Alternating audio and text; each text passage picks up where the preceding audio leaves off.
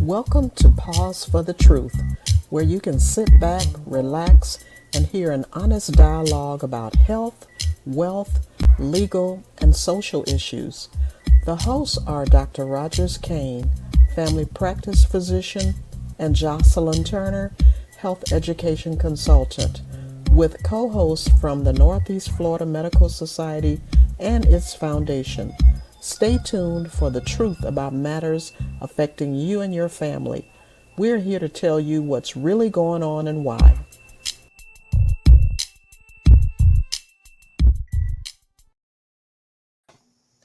Good evening and welcome to Pause for the Truth. I am Jocelyn Turner, your co host. And my usual is it's a beautiful day in Northeast Florida. However, it's a cool evening in Northeast Florida. I can't say cold, Dr. Kane, because I talked to someone earlier today who was in Baltimore, and I almost felt guilty when I when I told her what the temperature was here in Northeast Florida. But how are you doing this evening?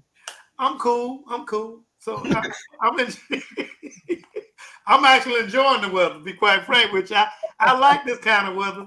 I've told you guys before. I can always put on more clothes to get warmer, but if I take them off, I'm going to jail. So. Well, that's a bit too much information, but thank you, Dr. Kane, for breaking that down just in case we forgot. And our behind the scenes guy, I don't know, some topics really intrigue him. So Tyrone Jackson decided to come from behind the scene. How are you doing this evening, Tyrone? I'm doing well. Thank you, Miss Jocelyn. And regardless of the weather, it's always a beautiful day to be in Northeast Florida. And let the church say amen. Amen. So this evening, we're so privileged to have a special guest to talk about a topic that I have to admit I don't know a whole lot about, but I suspect by the end of the evening, I will learn a lot from Dan Renaud with the Florida Recovery Schools. How are you doing this evening, Dan? Well, Jocelyn, I'm doing great. Thank you so much for asking, and thanks for having us. Absolutely. And you know, Dan, when I called you or text you or emailed you, I can't remember which. Thank you, by the way, for immediately saying yes. You wanted to come on to talk about substance use disorder in youth. It's a serious topic, and you know, parents are dealing with a lot nowadays, and some parents may not even recognize that their young people are using substances. So hopefully tonight you will enlighten our audience and really share some information that people can take away and perhaps share with some other folks. But first, tell our audience a little bit about yourself and the Florida Recovery Schools. Well, certainly, and again, thank you both for having us. And Mr. Jackson and I were having, awesome conversation before y'all came on about, some of the challenges and the ideas behind substance use for adolescents. So, anyways, about myself, I am been in Jacksonville since 1985. The Navy brought me here. I stayed after I got out. I love Jacksonville. Been here for a long time. I raised 3 sons here, and they're grown and now gone to other parts of the country and doing fine. I have worked with adolescents. Don't forget, I'm married, and boy, I better remember to say that. I'm married and amazing wife, and she and I work together on a lot of projects, and so that was a blessing to me for sure. And so, but professionally, I have been working in the substance use behavioral health field for well over 30 years, and most of that time has been spent with adolescents. Dr. Kane, you referenced earlier the crack cocaine era, so to speak. I came into the business when that fire was raging out of control, and we were pretty sure at that time it was going to, destroy the earth. I was a young man, and we just had, there was so much just horrible things going on, in community after community after community. And it really ravaged the African-American community, which was made that so, such a horrible thing. And, and so it seems like every decade or so, we have a new menace to worry about, but that for sure was just a horrific situation, and one that we learned a lot of things from, unfortunately, that have helped us in subsequent years on how to deal with epidemics that have happened since then.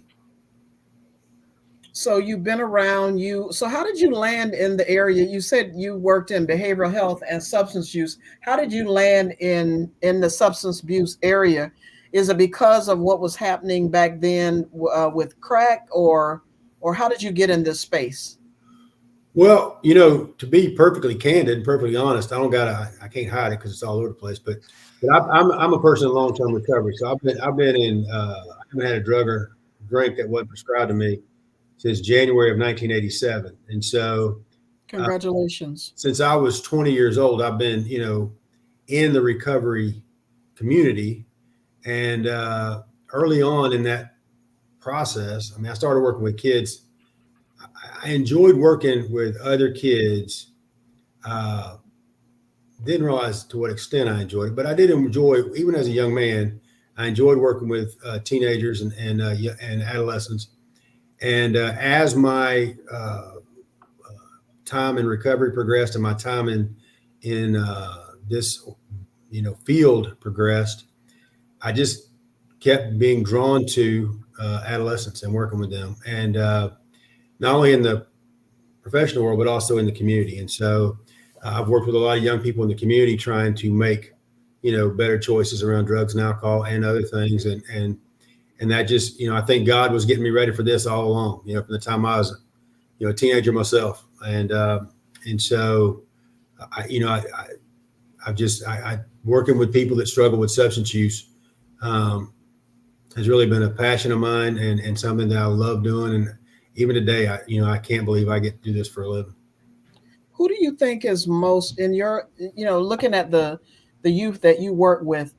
Is there a particular profile of youth that seems to be your clients more than others? Are they from poor families, youth of color, people from affluent families, or just kind of a mixture of all three? So, it's funny because Mr. Jackson and I were talking about that before. What does the typical kid with a substance use issue look like?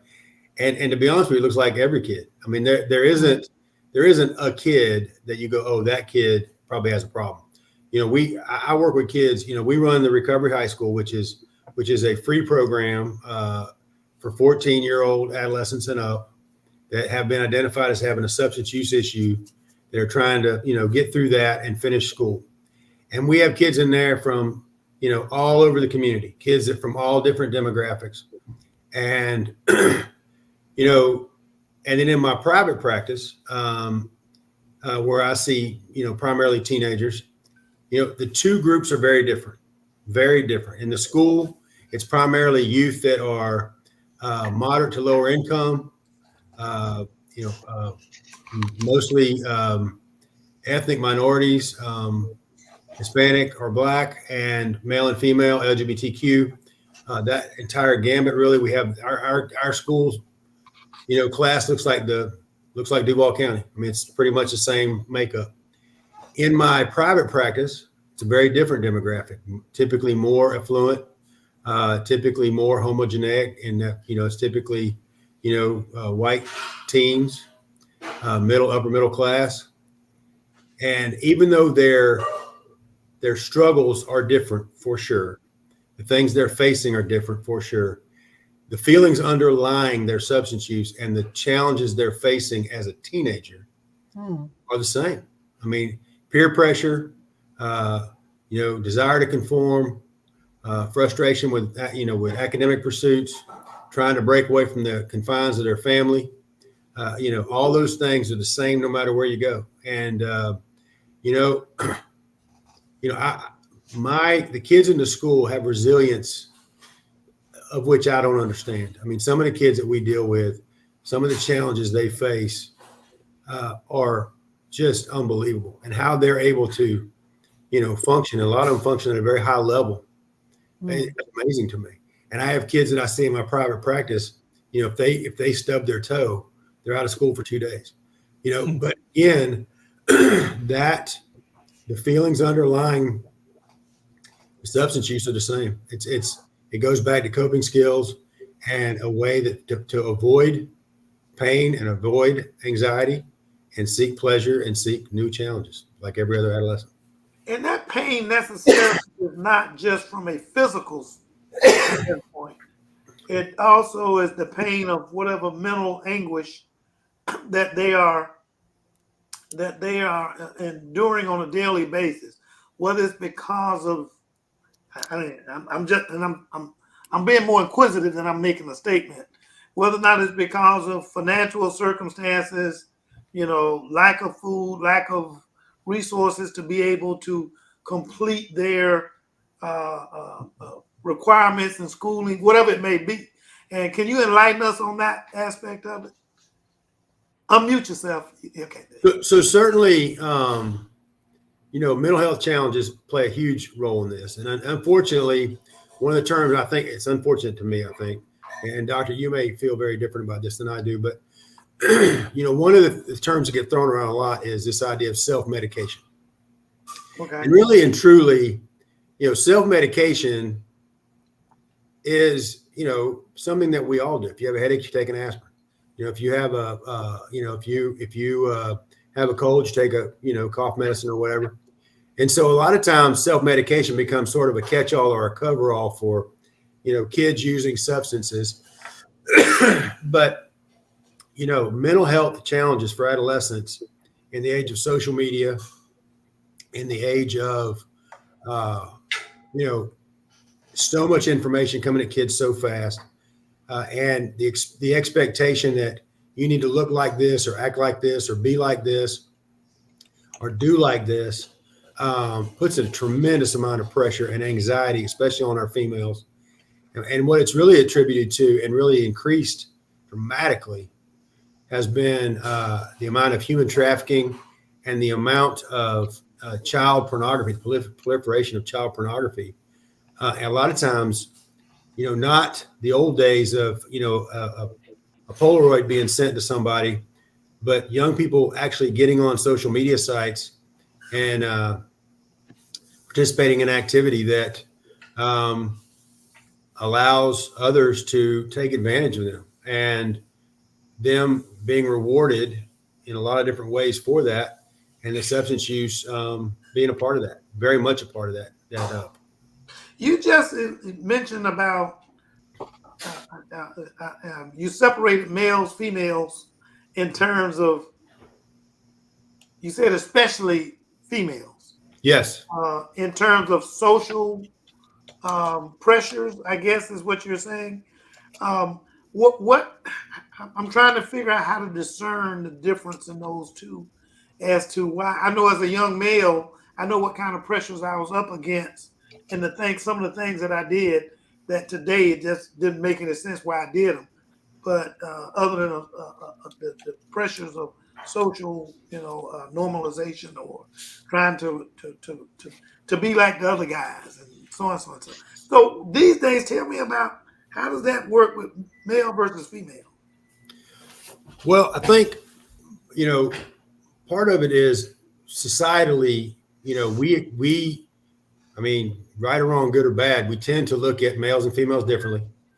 And males typically use substance as a way to fit in and demonstrate their manhood. Let's just call it that. Have a beer with the boys, right? That's kind of a thing.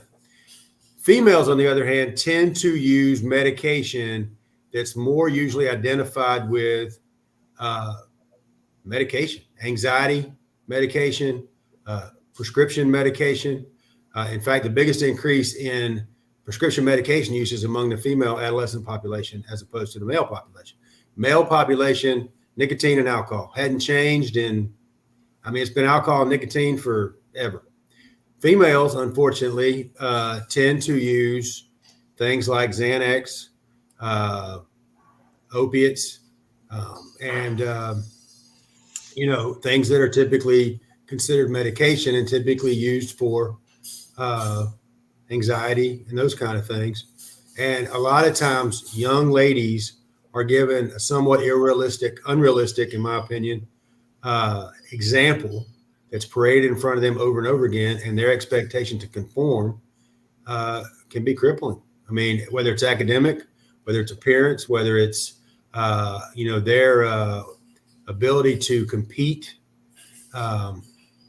in sports or whatever it is. I think a lot of times the pressures that are put on young ladies to fit into this mold that has been created them largely by social media, I think creates a lot of challenges for mental health. So now, go ahead, Tyrone.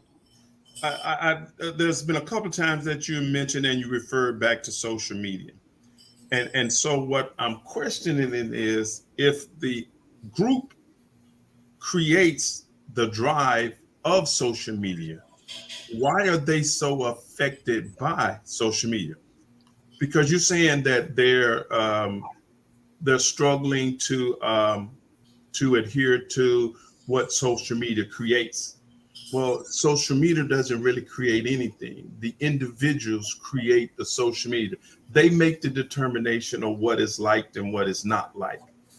So it's almost like you're saying they're creating an image that they can't already live up to themselves.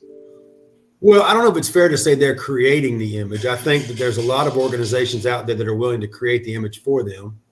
But I think the other challenge is that these platforms are making it possible in really a revolutionary way for us to access each other's private lives. I mean, I work with young people a lot. We work with a lot of trafficking victims. And when I say trafficking, for those in the audience, what we're talking about is adolescents who have engaged in sexual activity, whatever that looks like, with another for something of value. It can be drugs, alcohol, a ride. It can be for money. There's lots of ways to reward someone for their behavior. And that is considered trafficking. And so, a lot of those young people are not even aware that they're getting into that situation when they're getting into it. And the person that's grooming them for that is very aware of that. In fact, they're doing that very much on purpose.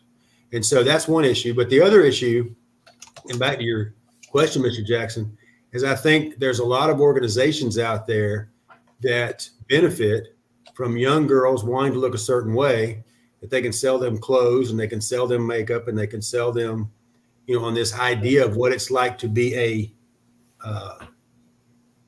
young woman, whether it's realistic or not, is to be seen. And I think the counter to that is parental involvement. Parents or mentors or other adults saying, "Hey, that looks great, but let's, what really does that look like?" In fact, there's some pretty interesting videos that have been done where they've taken a shot of like the show, like this is the idea, boy, if you're in Milan, this is what it looks like.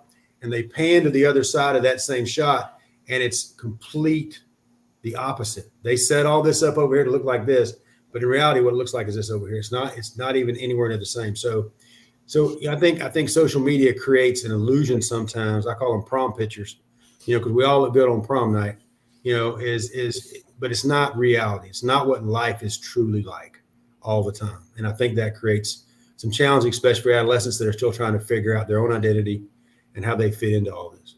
How can parents determine or, identify that their youth might be involved with substance use or abuse? So that is a great question. And one of the challenges with dealing with adolescents and substance use is the criteria that we use for adults doesn't work for adolescents, mainly because if you take the criteria and you run it against adolescent typical behavior, they look a lot alike. Adolescents, hide their drinks. Well, of course they hide their use. Well, of course they do, because they can't do it legally. Adolescents drink more than they planned on. Well, of course they do, because they don't have any, really good braking mechanism. They're opportunistic. They tend to use substance at a time when others, if you drink on the job, you get fired. If you drink at school, you get sent to the dean and sent home. It's not the same issue. And parents will call me all the time. My kid was smoking marijuana. What do? I have no idea. Put them in their room. That doesn't mean they have a drug problem. I understand you have a problem with what they're doing, but because they were smoking marijuana does not mean they have a drug problem. And so what we begin to look at with adolescence is, or what I look at, and there's certainly other ways to do it, but what I look at and what's I've seen to work for me over the years is how is this impacting the adolescent's life? Don't focus so much on the substance as a disease or as addiction or as whatever scary words you want to put on it. But if substance is affecting their day-to-day life, how do we begin to impact that? And the way we can tell that is a sudden, and these are all things we've heard: sudden change in friends, sudden loss of interest in things that used to bring them joy. They're playing football and now they think football is stupid. They don't want to play football anymore. They're on the math team and now they think the math team is dumb and they don't want to do it anymore. The sudden change in appearance. And sudden doesn't have to mean like, from yesterday to today, but they're growing their hair longer. They're wearing a different kind of clothes. They are listening to a different kind of music. And becoming more gothic. What's that? Becoming more gothic in their appearance. Yeah, becoming more gothic, becoming more, more that their appearance has changed in a way that makes you uncomfortable. Another thing is they start losing things. It's amazing how many clothes, how many electronic gadgets, how many things of value that kids that are using substance lose. And to be honest with you, they're not losing them, they're selling them. There's companies all over town that will buy kids clothes, that will buy kids, cards they get for Christmas, the money cards they get for Christmas, the cash cards. They'll buy their electronic gadgets, and parents say, my kid, they've gone through like 3 cell phones. No, they haven't. They've sold them for cash, and cash goes to buy drugs. You never give kids, if a kid you think has suspected of a substance use issue, don't give them cash, because cash always goes to the dope man. That is rule number 1. Cash always goes to the dope man, because the dope man deals in cash. And so, you want people to say, oh, well, I don't give them cash. I give them one of these little cards. Great, because there's a corner store right down the street that will take that card and give them, 80% of its value and keep the other 20 for themselves, and happy to do it all day long. And so, again, give them things of value and then keep an eye on them. If they start missing clothes, they start missing valuable things, that's something to look at. So how much has, and maybe I'm using the wrong verbiage, normalization of marijuana contributed to these problems? Man, that, see, I think you knew when you were going to say that, like what that would do. So the crazy thing about this is we adults created this problem. We went down to the ballot box, and it's my generation. See, my generation grew up, Jocelyn and Dr. Kane. We grew up saying, when we grow up, we're going to legalize marijuana because this is ridiculous. We should be able to smoke weed if we want to. So we did. We grew up, and now we've legalized marijuana. Okay, well, the problem with that is marijuana is now as common as alcohol, right? It's everywhere. There's no stigma. We have a thing that we use in our business called the perception of harm, right? And it's, it means what it sounds like, perception of harm. Heroin has a very high perception of harm. Used to be marijuana, the perception of harm was high and the use was low. In fact, if you use marijuana, you were using a drug, right? So if people that didn't use drugs would not use marijuana, they would drink. They had no problem drinking alcohol. They'd go to a party and drink red Solo cups full of beer all night long, but they were okay as long as they didn't do drugs. And people that smoke marijuana did drugs. Well, now, since we've normalized it, marijuana's perception of harm has done this, and its use has done this, because even kids that would have never done drugs and won't do drugs will smoke marijuana, because to them, marijuana is not a drug. It's just like alcohol. And so I have kids all the time coming, do you do drugs? No. Have you done drugs? No. You give them a drug test and they blow the thing. Literally, there's no lines left on the thing from marijuana. It's literally blank. They have so much THC in their system. it made the thing white. And you're like, well, it says here that you're basically a walking marijuana tree. So I'm confused as to why it is that you think you're not doing drugs. Well, weed's not a drug. Marijuana's not a drug. And I even have parents now that have, well, they're just smoking weed. I'm okay with that. Or they only smoke weed once in a while. Or there's, it's just like the way you do with alcohol. When I was a kid, they're just drinking beer. They're just they come over the house now, beer. That's what's happened is it's become something that's moving into the category of being normal. And as we move further in that direction, where companies there's a lot of companies that have now taken marijuana off their drug tests. They don't screen for marijuana anymore. The police department is having to come up with new ways to screen to determine if you have fresh marijuana in your system and you're driving, or if you have marijuana in your system from some other time ago. And those changes, those fundamental changes, are making it to where being able to surveil someone, especially a teenager that may be using substance either at the job or at school, go down because we don't have an effective way to do that because of the normalization. JT, I know we're coming up on that 7 o'clock minute, but I want to make sure we get back to this because we got to try to find some way to address it. But go ahead. Yeah. So if you're just joining us, we're talking about substance use disorder in youth. It's a very important topic. We are now going to take a little 2-minute break for our History Maker Minute. It's something we started a few months ago. So Dan, don't go anywhere. We'll be right back. Hit it, Tyrone. Hello and welcome to Pause for the Truth's History Makers Minute, December 12th, 2023. As we reflect on the past and present, it is important to recognize the people who have made significant contributions to America and the rest of the world. Today, we present Andrea G. Barthwell, MD, Doctor of Medicine, born in 1954. Andrea Grubb Barthwell is a prominent figure in the field of addiction medicine and public policy. She served in the White House under President George W. Bush as the Deputy Director for Demand Reduction at the Office of National Drug Control Policy, ONDCP. In this role, she played a key role in shaping national drug policy and developing strategies to reduce drug abuse throughout the United States. Barthwell's background and expertise. Before joining the White House, Barthwell had a distinguished career in addiction medicine and healthcare administration. She was the president and CEO of Brass Foundation, an addiction treatment center in Chicago, Illinois. Additionally, she served as the president of the American Society of Addiction Medicine and held positions on various boards and committees related to substance abuse and addiction. Barthwell's role in the Bush administration.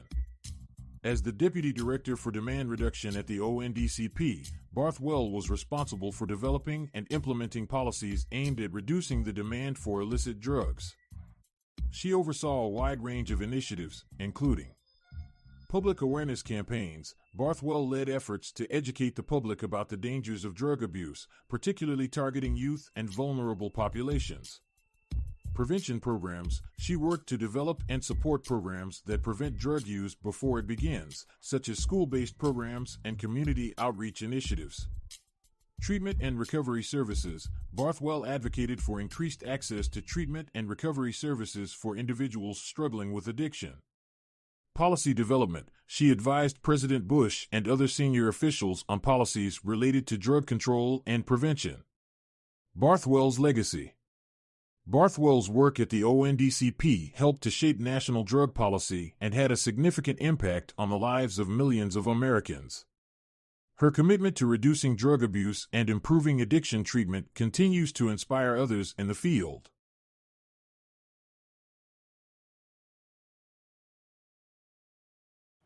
Wow, that's something. As a matter of fact, thank you, Tyrone. That History Maker Minute just prompted some more discussion, Dan, as a follow-up, as Dr. Kane said, talking about those persons, those adults, that generation who advocated for marijuana use, but the interesting things that have happened as a result of it.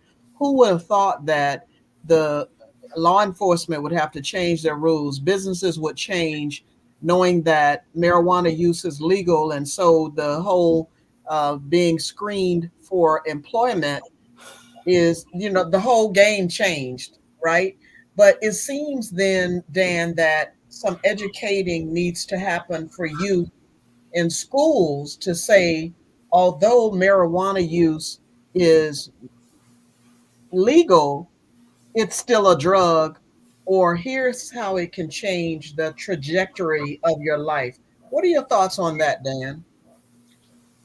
Well, I mean, that's a great point, and so there are some really good studies out there that discuss the impacts of marijuana on the developing brain, the adolescent brain, and those are stories that don't really create a tremendous amount of impact on the adolescent that hears them, but they do, however, impress upon the parent that there is a age limit for use of marijuana for a reason. And so that, marijuana does in fact, impact the developing brain in an adolescent. There's plenty of studies that prove that. On the one hand, the other thing as far as the school part goes, I think Duval County Public Schools under Miss Katrina over there, and the work that's been done in the nighttime substance abuse program that was really championed in large part by Kathleen Cobb over there. It's been around for over 50 years. That program is an amazing program that allows first-time substance users that are caught at school with substance either in them or on them. It gives them an opportunity, instead of being kicked out of school where they get help and services, it allows them to go to a program on campus that provides substance education under the guidance and direction of the school social workers and others in the school system. And I've been able to be a part of that for the last 10 years as one of the guest speakers every session, and talking to the parents about, things they can do to help with their youth, and even help with talking to the kids. Almost never does it work with kids to tell them how dangerous drugs are. And almost never does it work with kids to tell them, drugs are bad and people that do drugs are bad. We've tried that, and it just doesn't work. The best way, I think, to work with kids in substance use is try to join with them and help them figure out a different way of dealing with things than getting high, and trying to join with them and get them involved in other pro-social activities like, sports, or, the chess team or whatever, and really being there and spending time with them. And I know it's a lot of work. I know parents are tired. One of the unfortunate things we do in America is we spend a lot of time and energy with our little kids. When they're little, man, we're at everything they do. We check their backpack every day, and we talk about, what color were you on today? Oh, I was on green today. And we cheer them on, and we tell them, by the time they get to high school, we don't even ask them what their day was like. Yeah, because we tell them they're grown now. They know better. They know what to do. And that's when they need us the most. Yeah.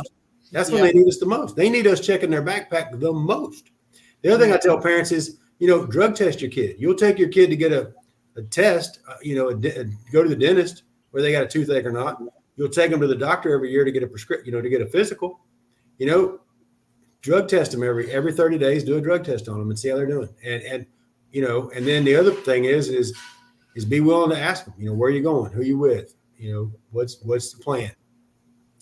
And You know, one of the things I like to say, I've been listening here, and a couple of things have come up that just are interesting play in my mind. First of all, the idea, the concept, belief, or even far-fetched idea that anything of this magnitude could be taught in school is unbelievable to me. The educational system and its willingness and ability to turn and change in accordance with society is unbelievable.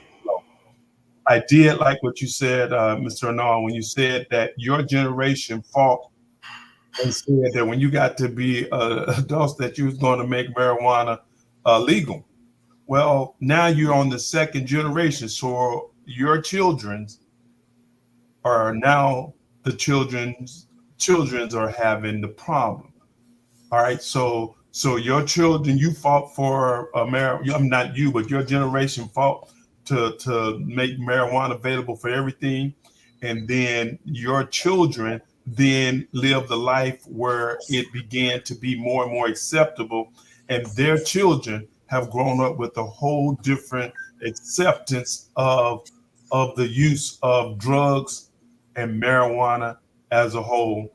And so it's amazing to me that when we talk about this here, there are truly no good answers.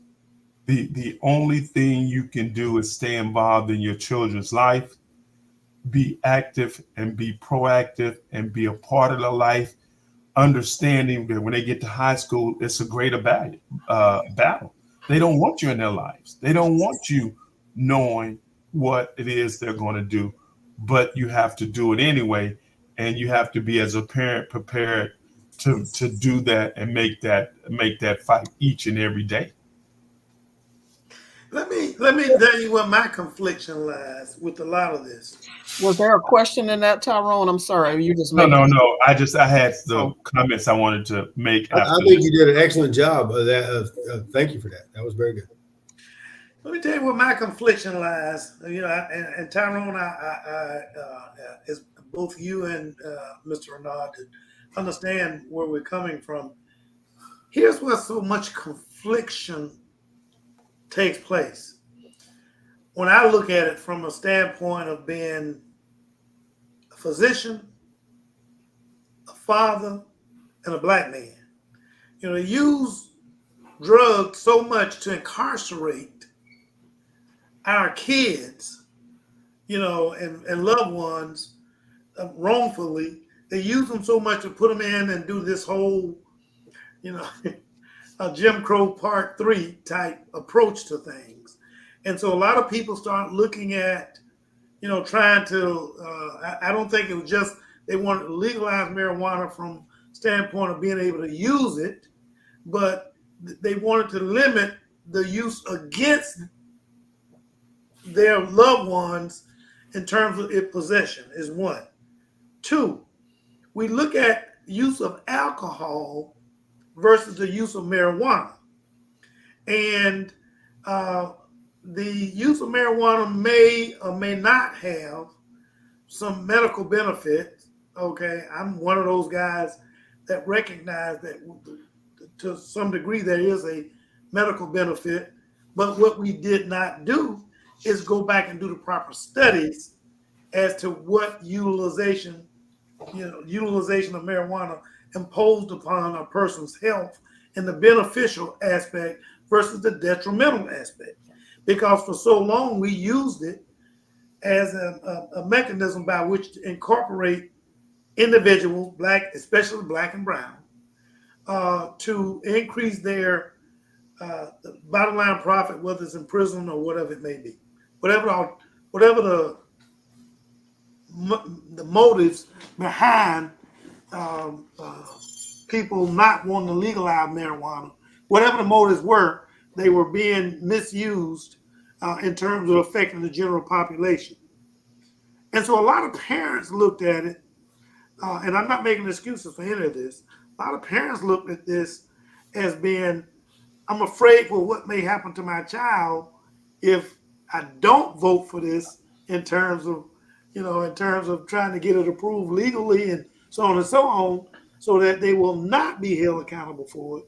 Also, they also look at the medicinal aspect that have been promised by, you know, people. It might have been the marijuana industry or whomever it may be, the medicinal aspect being a plus with a lot of people. And I think unlike alcohol, what people look at it, unlike alcohol, when you try to prove its health benefit, you can't. You know, because all the studies have been done, fetal alcohol syndrome, all of the other stuff. But none of that was done with marijuana to see if actually does it work for pain, does it work for anxiety. So I think in terms of the generation, I just want to make sure that in terms of generational view of things, that it was not all based on the social benefits, you know, of using marijuana. Not all of it was based along that line. No, and I think you're absolutely right. And I think one of the unintended benefits, if you will, And certainly I think there was a lot of folks that were working on this, as you're saying, but it is high time we stop putting people in jail for marijuana possession. There's no reason to incarcerate someone for marijuana possession, none whatsoever. And so, if you want to get a dangerous drug, now I'm fixing to be really unpopular. I'm fixing to cost y'all all your sponsors. YouTube might even censor your video.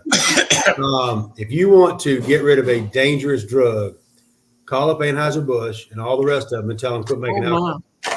Because that is the drug that kills more people every year than any other drug.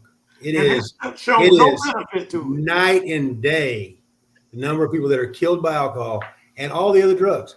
I mean, it's not even close. Not even close. And if you look at it from a global standpoint, it gets ridiculous. I mean, it's all the other drugs are here and alcohol is like up here. And even with your clients?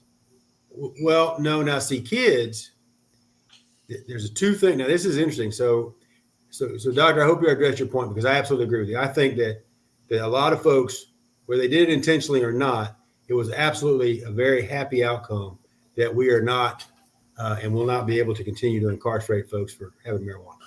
But so for years we've said, kids don't drink for a lot of reasons. Drugs are easier to get than alcohol. Drugs are easier to conceal than alcohol. I can get drugs at school. It's a lot harder to get drugs at alcohol at school. It's just there's so many ways that drugs are much easier to get and use than alcohol. And conceal. They're easy to conceal, right? Now, an unfortunate and a little scary thing that's happening right now. There's some evidence to support the fact that middle schoolers are starting to drink and have been for the last couple of years, year over year. They're starting to drink more than they used to. And the scary thing is, a lot of it is females. A lot of the females are drinking more year over year than they have in the past.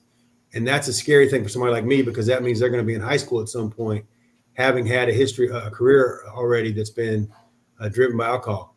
Alcohol is a dangerous drug. Marijuana is a drug, no question about it. Marijuana affects lives and all that. Alcohol is dangerous.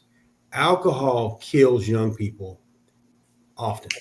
Alcohol poisoning, drinking and driving, unintended, outcomes like fights, pregnancy, having sex, not planning to have sex and end up having sex. There's a lot of things that occur under the influence of alcohol that do not occur otherwise. Fetal alcohol syndrome included. Fetal alcohol syndrome. There's a lot of kids this year that will end up in the hospital, the ER, because of alcohol poisoning. There are kids that will die this year from alcohol poisoning. And they don't talk about that a lot because, again, the marijuana industry does not have the same PR as Budweiser. And so they make sure that, gets very little airtime. But certainly, and I am not anti-alcohol. I'm not anti anything. I don't have a position on it. It's not my job. But I will tell you that, alcohol, what I get worried about alcohol use is because alcohol is dangerous. Alcohol kills people. And so when a kid is drinking a lot, that worries me way more than a kid that's smoking a lot of weed. Way, way more. Because that young person is in danger. Mm-hmm. And that's medically, that young person is in danger. Just like with Xanax. If they're taking Xanax, they're going straight to the doctor. I have to make sure they're medically safe for me to work with them because Xanax is very dangerous. But alcohol, it's hard to,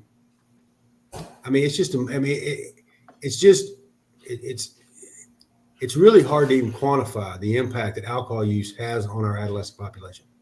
Both of those give you a sense of euphoria to the extent that they love it, not realizing the potential damage that it can do.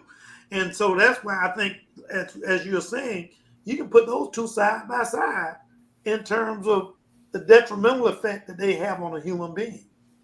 For sure.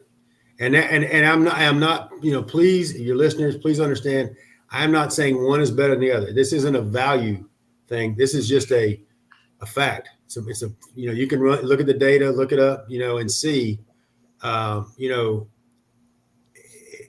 alcohol is just dangerous, and it's very dangerous to a naive system when exposed to a significant amount of alcohol. You know, the doctor can, I'm sure, attest to this. Is that, you know, a naive system exposed to a significant amount of alcohol versus a significant amount of marijuana, the outcome can be tragically different. Yes. So Dan, if a parent suspects that their child is abusing substances, whatever type of substance, what do you recommend that they do? I mean, pick up the phone and call 864-6463, or what should they do? Well, certainly they can do that, and I'll be happy to talk to them. I talk to a lot of parents all the time. I love talking to parents and try to help them make, you know, and I do a lot. There's no charge on the phone, so, you know, you call and I'm happy to talk to you. But the biggest thing is, and this is for everybody, you know, one of the things that substance use does is it drives us into hiding. You know, the first thing that happens when substance use comes into the house is we stop talking about it. We don't talk about it. You know, if your kid's got a runny nose, you take them to every specialist in town until that runny nose is gone. If a kid comes home with a drug issue, you pretend like it doesn't exist. Tell them to go to their room. We ain't going to talk about it. We ain't going to tell grandma about it. You know, I'm not going to tell my boss about it. I'm going to do whatever we're going to do, whatever we got to do to, you know, just let this go on down the road. And unfortunately, when they do that, the problem gets worse.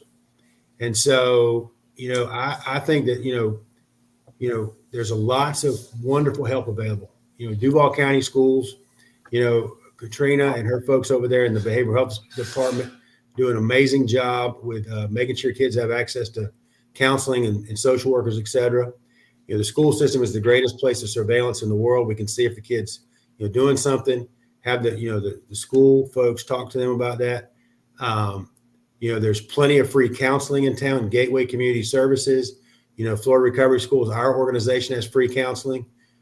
They can contact Salzbacher. They can contact the Partnership for Child Health. They can contact Kids Hope Alliance.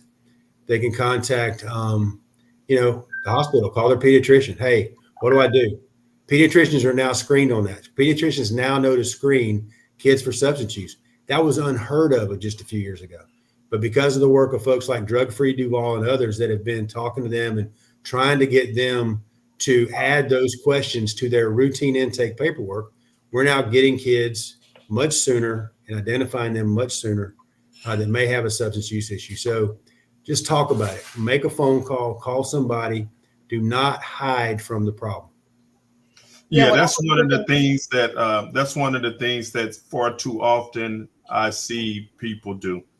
You said it, Dr. And Mr. Renard, you said that, you know, they don't want to tell their parents and don't want to tell anyone else about it. But the more grave situation is that they don't want to do anything about it either. They want to ignore it and hope it goes away on its own. When I heard you ask the question, Johnson, the first thing that came to my mind was if you're in suspicion of your child doing anything, whether it's a suspicion of drug abuse, addictions, or anything, is to get involved in their life. But guess what? That's the hard work. All right. So now I got to come home from work. I got to go in your room. I got to talk to you, find out how your day was. I've got to then be able to follow up conversation with you. I've got to build a rapport. I've got to make it so you understand that this is not the first time, bro. It's going to be this way from now on until we get a handle on this thing. And as you do that, you will find that some of the problems that led to those things can be worked out and then decrease the chances of them furthering those things as well. Yeah, it's you know, and I was looking it up, Dan. Every time we have a show, I really try to do my homework, and I looked up what are some things that we can do to support youth with substance use disorder. And, you know, some things that came about are education and awareness, prevention programs, community support groups, mental health resources, peer-to-peer programs, after-school activities. Are you aware, or do you think that peer-to-peer support or programs, mentorship programs help youth? I mean, to be paired with another youth who has kick the habit, if you will, or do you think that they need to have an adult who is the one that should do the intervention for them or with them? Yes, and both. So adolescents, are very opportunistic, and adolescents are, extremely vulnerable to peer pressure, and that's good in a lot from a developmental standpoint. That's a very good thing for the human race to continue to develop and grow, and for adolescents to continue to become adults. Their vulnerability to that peer pressure is incredibly useful because it allows us to grow youth that fit into community, because they all kind of come up together doing that. The challenge, of course, is if they're doing something they shouldn't be doing, that's a problem. And so we end up with youth that are doing something they shouldn't be doing. So the peer movement, and we've called peers all kinds of things. They've been peers, and they were life coaches, and they were, I don't know. We've called them all kinds of things over the years, co-case managers, whatever. It changes every, few years. We call them something else. But the challenge with peers is a couple things when you're talking about youth. For one, you can't get a background check on a youth under 18 years old. So that teen to teen peer thing is kind of a challenge. To a 14-year-old, an 18-year-old is kind of old. To an 18-year-old, a 14-year-old, that's you got to really have a very strong sense of that 18-year-old's motives when you put them with a 13 or 14-year-old or a 15-year-old, because they are in a position of authority and they could cause some damage. So that's, now there are peer-to-peer programs. We have alternative peer groups that have been around, and they're throughout the country. And we have one here in Jacksonville. We actually have two. We have one at the beach and one at our school. And really it's the idea of having youth that have been through the same kind of experience in an adult led environment that is monitored fairly closely, that allows them to learn from each other and develop coping skills in an environment that allows them to try those skills in a safe place. At the school, that's really how we operate. We have kids with other kids that are at various stages of trying to, make these changes, and they can learn from each other. They learn bad things from each other, and they learn good things from each other. But as long as there's an adult there kind of coaching them through that process, it gives them a chance to at least experience being in a social situation, or being in a, educational environment, or being in a, we have hot breakfast and hot lunch for the kids every day, and they're all sitting there eating together, and they're, socializing, and they're not high. Well, for a lot of these kids, that's new. They've never done that. So they get a chance to practice that skill in real time with an adult there that can help guide that discussion and make sure it doesn't get too crazy. But that is a method that works. And alternative peer groups, there's a lot of, good papers out there that talk about alternative peer groups that you can read up on that have gotten very good, information. But that word peer is a little misleading, because typical peer for an adolescent is going to be someone in their 20s. So it's not going to be a true, Age. It's not going to be an age peer. It's going to be more of a person who's been through it a little further down the road than them. Not unlike how AA or NA work with the sponsorship versus the new person coming in, and that person can kind of guide them through the process of, recovery. And so it's the same. It's more of that mindset than it is a true, peer-to-peer kind of situation.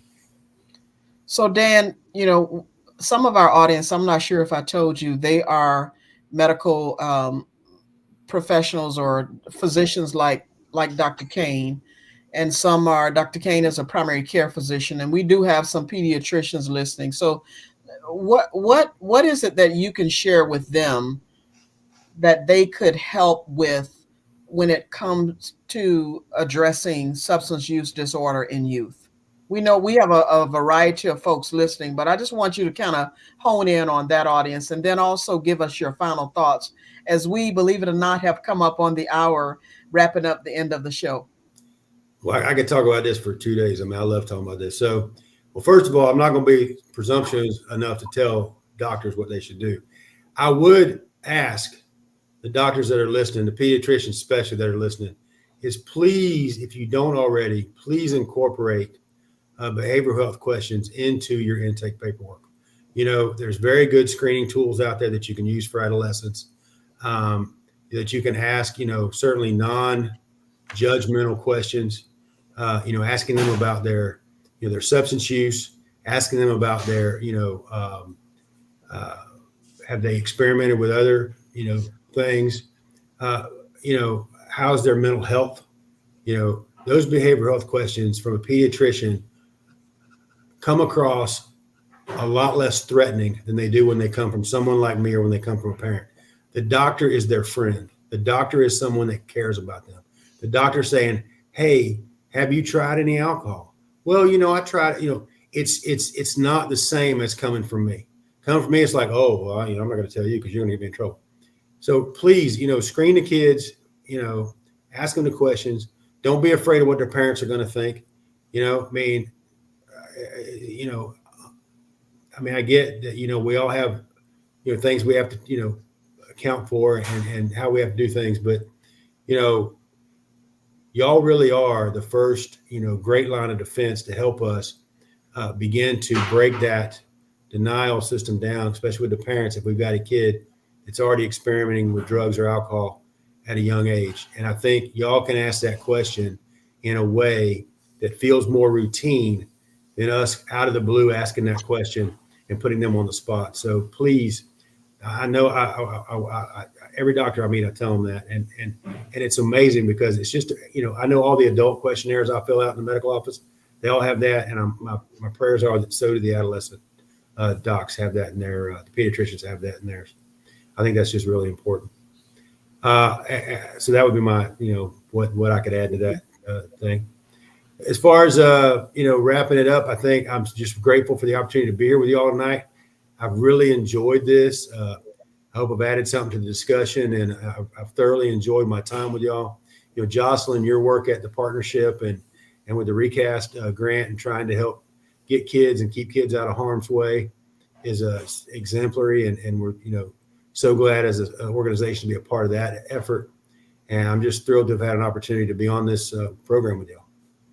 Thank you so much, Dan. And yes, I learned a lot. I really appreciate it. And I'm glad that you answered my request. So hold tight. We're going to ask Tyrone and Dr. Kane. Tyrone, what are your final thoughts regarding tonight's topic?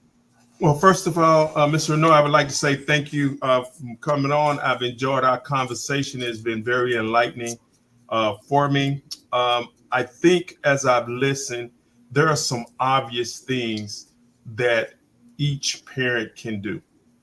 And these things are more simple than we would give them credit. Mr. Renaud said that when our children are little, we take them to every practice, we go to every game, we do everything with them. And the older they get, the less involved we become. So it's obvious that one simple solution is to just stay more involved. Your children are your children, and it's important that you love them enough to stay in their lives enough that you can help them navigate the challenges that are in front of them. You cannot help them if you do not know what's going on in their lives.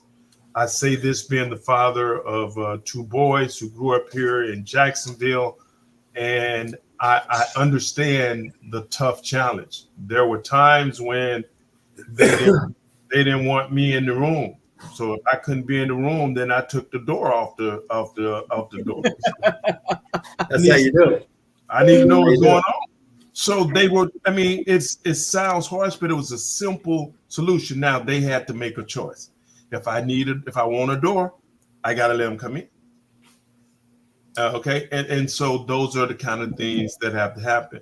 So I think it's important for our viewers and our listeners to understand that for most of the things that are happening to our children, the greatest thing we can do is be involved in their lives. Thank you, Tyrone. That's that door. Now I'm going to remember that one thing from Dan about the time spent with our children. Now I'm going to remember that door thing with you. So thank you for that. Dr. Kane, what are your final thoughts regarding tonight's topic? Well, I definitely want to pick back on what Tyrone said, and that is about, insisting on being a parent. Be a parent first, and you can be their friends later. But be a parent first. Take responsibility for raising your child and knowing what's going on in their lives. Granted, as they get older, you're hoping that you can take a little bit of a break, but it never ends. I know people, my mom still call me son, and I'm still got to be obedient to what she asked me to do. She's 90 and I'm old enough to be not 90, but not, but Medicare age. So, and so if just be a parent first. The other thing is I want to make sure we get, Dan mentioned a couple of things as it relates to Duval County School. We need to go on ahead and get some other members from Duval County School on this program and talk about the same subject matter. That is without question. The physician role in educating parents. When I had much blacker hair, I could relate to the kids, and they didn't distance me so much. Of course, now I'm one of the old guys, and I'm in that. So I have to I have to approach the parents first, which there's not so much distance in our age. I have to approach them first and have them be the ones to help reach out to their kids, and making sure that we educate those parents as to what's going on with the possibilities. I can't tell them their kids are this, that, or the other, but if they can't answer me in terms of are my kids involved in drugs, then they need to go and seek why they can't answer me. If they do answer me right away, can you be sure? Is my next question. Okay, so they need to approach that. We want to make sure we vet some of these programs that have the suggestion as to how to approach your kids about drugs. They may all be great. I don't know. But because I don't know, I need to find out as a physician. As a family practitioner, I appreciate what you said, Mr. Renaud, about pediatricians, but a lot of family practitioners still take care of kids, and so they need to be educated as well. I would love for you to send us some screening tools for physicians as it relates to inquisitions in terms of parents and kids, and as it relates to drug use and so on and so on. Much like I did when I was of blacker hair, looked at STDs and approached these kids about STDs, I need to do exactly the same thing as it relates to drugs, even though, again, I got older, so did my clientele. So I'm probably talking to the more younger physicians right now. And the very last thing I want to ask you, Mr. Renaud, can you play those two instruments behind you? I see those guitars back there. Can you play them?